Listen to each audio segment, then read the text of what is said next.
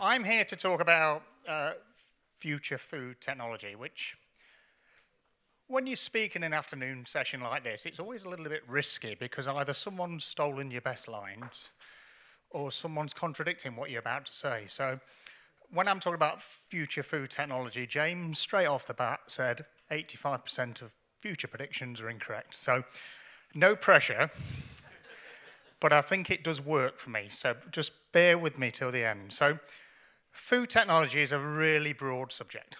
It covers lots of different things. And actually, when I talk about future food technology, I'm actually thinking this is probably the most exciting time for a long, long while where food technology is really escalating. So if we look back, I'd probably compare it to the 18th century, where agricultural explosion happened, crop rotation was being implemented, industrial revolution followed, tractors, steam engines were used, completely changed agriculture.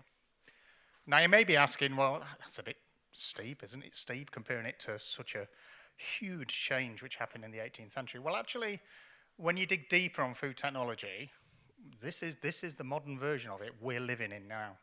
There is so much going on, and I'm going to share with you some of the aspects which some you'll recognise, some you won't, and some will disagree with me, but I'm up here and you're not, so just bear with me. So why now? Why am I so excited about food technology? Well, there is a burning platform, okay? So in 2050, this world's going to have 9.7 billion people living on it. So that's a lot more mouths to feed. And it's predicted by 2050, we're going to have to increase our food production by 70%. So it is a burning platform. We do need to make sure we embrace technology to be able to deliver the volumes which are going to be needed by 2050. The good news is there's a huge, huge amount of investment going on food technology at the minute. Some estimates $1.1 trillion. I'm not sure what a trillion is, but I think it's a hell of a lot of money. Yeah. Looking at food technology by 2030. So a huge, huge amount of investment. So I'm going to share with you where this money is going and what areas that money is being invested in. So the investment is really being driven by consumers.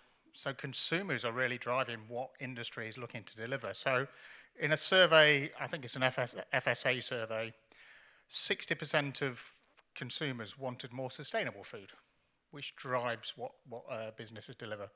More importantly, 80% want healthier and functional foods. And 45% are open to alternative protein. So consumers are really driving what industry is looking to invest in the future. Now, I am a little bit worried now because James is going to investigate these numbers as well. But it's on the FSA survey 21-22. All right, look them up. So food technology, for me, is the key for feeding the world in the future. And we have to get it right. We have to make sure we deliver for the 9.7 billion in 2050. More importantly, it's profitable. This is just not me being nice, saying I want to feed the world. This is about profitability as well. Because early adopters and businesses which grow and grow with food technology at a healthy rate will be the profitable businesses of the future. And I'll explain why in a moment.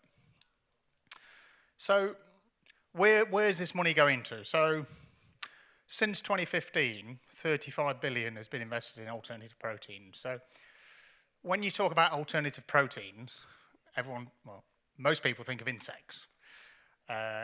Eating insects, that's a great source of protein. And I looked at insect flour 10, 15 years ago, and it turned so many customers off. It wasn't the answer. But there's so many different proteins now, which can use, whether it's pea protein, soybean, there's lots of work going on in that. But also, proteins grow from cells as well, animal cells, lab-grown meat as well, and I'll come on to that in a moment.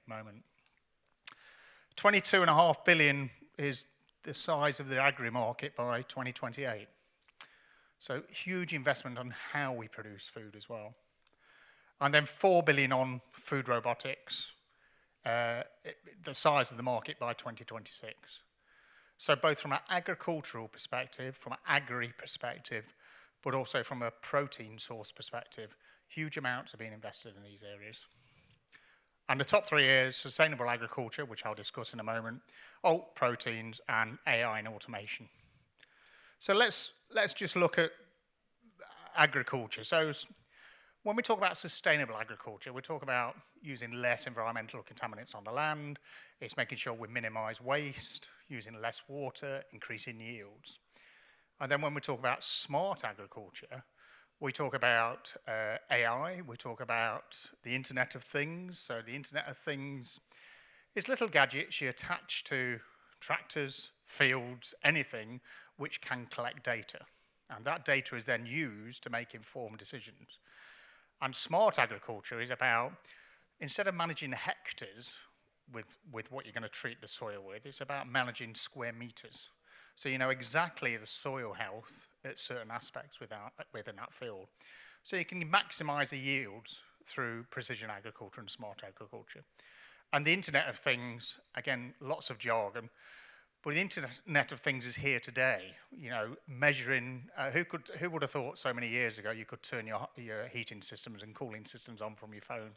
Who would have thought you could monitor your gas and electricity uses from your phone? That's here today. In the next few years, across the agricultural sector, the Internet of Things is going to revolutionize how they farm and how they produce. And the yields are going to go up by a significant amount, and the waste is going to go down by a significant amount, which hopefully will help us feed those billions more people. So again, what I want to try and share with you, this is the future, but actually it's here now. You live in it, you're seeing it. So a good case study is Planet Farms, vertical agriculture. So this is building huge plants, vertical agriculture, where plants are grown in a rotating up and down fashion, very precisely controlled atmosphere, very precisely controlled fertilization, which gives you huge yields.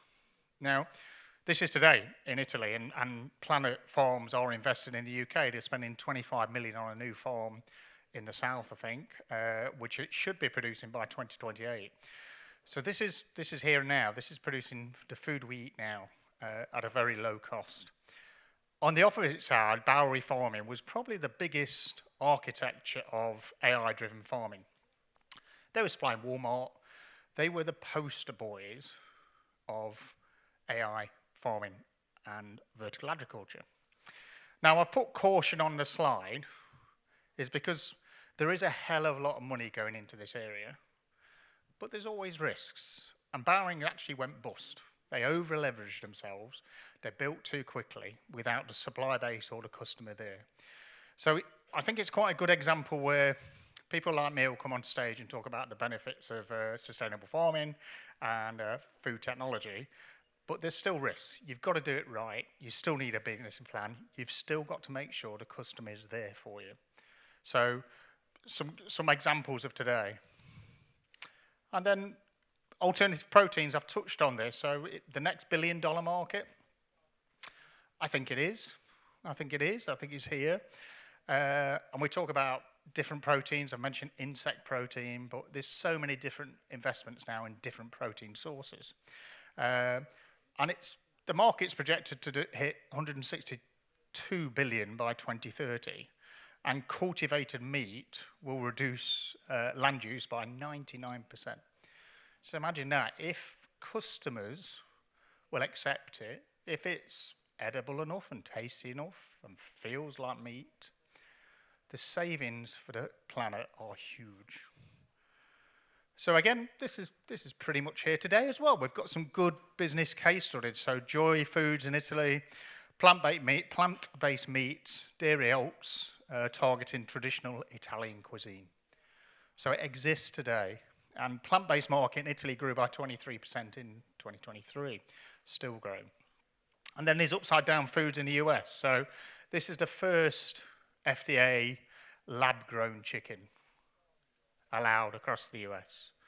And it's served in US restaurants. So lab-grown meat, which I personally think is the future of meat for meat lovers like myself, has suppressed 400 million in 2023. Now, I guess the question, and again, for the Italian, Italians are immensely proud of the food, as they should be. And the question is, would the Italian markets accept lab-grown meat? EU regulations are changing. We will see it hitting the market. So it'll be interesting to see the consumers will adopt and accept that, particularly in Italy. And then AI and robotics. So AI and robotics, I've seen quite a lot in factories I visit, and manufacturers. So I get really excited about a robot in a factory. I can watch it all the time, whether it's lifting pallets, whether it's sorting. It's been around for a while, but AI and robotics is going to explode even more. So it's going to explode in the consumer market for home prep. And in the UK, we had the air fryer revolution. Now everyone's got air fryers, but the next big thing will be robotics in the home, whether it's food prep, produce prep, etc. You will see that appearing at Amazon near you. I was going to say stores near you, but everything comes from Amazon in the UK. So AI-driven processing reduces waste by 50%. So again, it adds to that benefit, that sustainability benefit for reducing waste. And again, we've got it in Italy. Celia Group has an AI dispensing unit where this gives you whatever drink you like, and it optimizes the freshness of that drink and the nutritional benefits of that drink. So again, have a look. It's out there. It's working already. And then Meso Robotics, based in the US. This is robots reducing labor costs within kitchens. So this is where I think you will start seeing this in the consumer prep place in 5 or 6 years, because in some kitchens, robots are already used, particularly in the East. And again, I don't want to over-egg it, but AI and robotics will define the future of food production.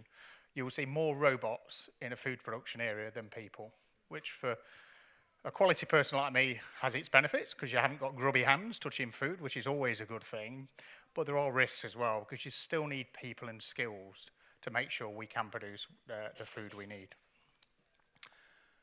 And then 3D printing. So I think 3D printing, I can remember I got really excited about a 3D printer 20 years ago, but in food it's here and now. So 3D food printing reduces waste by up to 30%, and the market's expected to be 1 million by 2030. So again, 3D printing will give bespoke food customized for your customers. And again, it's here. So Barilla do pasta, bespoke 3D printing of pasta, traditional methods and new methods. And then Redefine Meat in Israel, which is really, really interesting, because they 3D print plant-based steaks for gourmet restaurants. So this is cell-grown meats from animal cells, completely from new, to produce your steaks, which will look like a steak, cook like a steak, and taste like a steak. So again, it's here today, and all we're waiting for is that next big step to customize a lot of these ideas. So again, I believe 3D printing will revolutionize everything we do, not just from a customer perspective and shapes and size and specific nutritional benefits, but replacing that protein, which is such a burden on the earth from meat production. So I've talked about the future of food technology, and I've talked about some of the things which exist today, but what's next? What's really going to be the next thing? So personalised nutrition, and I mentioned Zoe over lunch, and I think it was James again saying, oh, Zoe, it's a bit dodgy, you know, some of the facts aren't great, which I thought, oh my God, I've got a slide on Zoe. But Zoe is quite unique. It's been marketed really well. And it's about gut health. So you input your information on what you eat, and it will tell you how your gut health is operating and what you need to do to improve your gut health. So it's completely unique to the users. It's unique to what you eat yourself, and it will give you a bespoke diet plan to help improve your gut health. And again, that's here today. And there's more and more of these nutritional aids which will become apparent, which will develop certain diets for certain cultures, certain diets for certain cultures, based on what your bespoke need is for ingestion of food. And packaging. So I'm an old chemist, so I think plastic's brilliant because it keeps food fresh, it protects food, and it gets it it gets it to the right place. But plastic is a huge pollutant. So we do need to find alternatives, and the industry so far has been lightweighting. replacing one plastic with another. But there's a huge push for zero waste now, and is still outside the US and a little bit in the UK now. Net zero is still a huge issue. But there is a push now for zero waste. So eco-packaging is going to grow by 250 billion by 2030. And this is true eco-packaging. This is not lightweighting. So Nova Mount in Italy use a biodegradable, fully compostable food packaging, which reduces plastic use back to zero. That is used in products. And in the UK, there's a company which is using now seaweed-based packaging. It has a finite life. It's not perfect, but this is a glimpse into the future. What will replace which will replace plastic?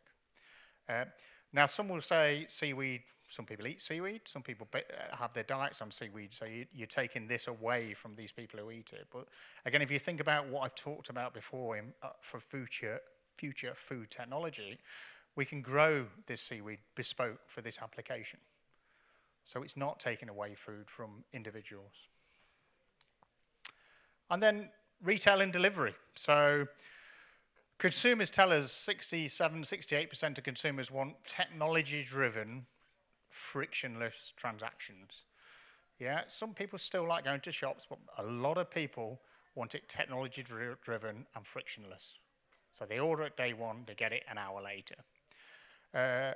And this is a huge, huge amount of development going on here. So again, Everly in Italy, AI-powered grocery distribution chain. MD are using these now. So again, you can, on the app, you can use the app will deliver your product across Europe straight to your door. And then there's drone technology as well. So Starship Technologies using drones, hundreds of drones now across the US. They're in Germany as well now. So this is getting products to your door without people. Chilled, fresh, to your door. So there's a huge, huge future in digital drone technology for delivery. We're seeing it a little bit, but in the next 10 years, this will be everywhere. We will be seeing it everywhere and everyone will be using it. So again, the investment here is huge, huge, huge. So the big picture. So there's a huge amount being invested in food technology, 1.1 trillion I mentioned.